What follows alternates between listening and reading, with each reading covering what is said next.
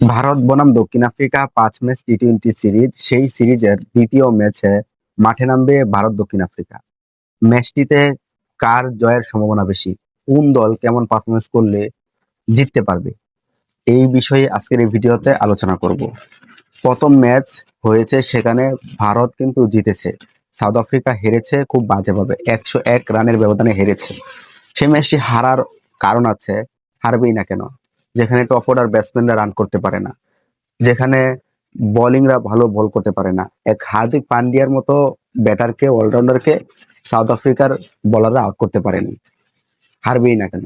হারতে বাধ্য। সাউথ আফ্রিকার হয়ে কোনো ব্যাটসম্যান, ডেভিড মিলার কন, কুইন্টন ডিকক কন, মার্করাম কন, কেউই ভালো রান করতে পারেনি, ব্যাট ধরতেই পারেনি। যার কারণে কিন্তু হেরে গেছে। বুমরার বল চোখে দেখে না, তো হারবে না কেন? অবশ্যই হারার কথা, তো হেরে গেছে। তো সেই ম্যাচে কিন্তু পান্ডিয়াই কিন্তু সবচেয়ে বেশি রান করেছে, উইকেট নিয়েছে, ম্যান অফ দ্য ম্যাচ হয়েছে।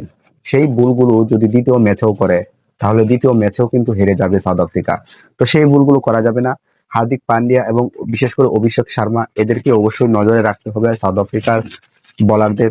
দ্বিতীয় ম্যাচ এবং দ্বিতীয় ম্যাচে যদি সাউথ আফ্রিকা প্রথমে ব্যাট করে, তাহলে অবশ্যই ২০০-র উপরে রান করতে হবে। এই মাঠে ১৭০, ১৬০, ১৮০ করলে হবে না। এটা সহজেই টপকে যাবে ভারত। আর যদি ভারত প্রথমে ব্যাট করে, তাহলে ভারতকে কিন্তু এই রানের ভিতরে আটকাতে হবে, ১৬০, ১৭০ এর ভিতরে আটকাতে হবে সাউথ আফ্রিকার, যদি ম্যাচটা জিততে হয়।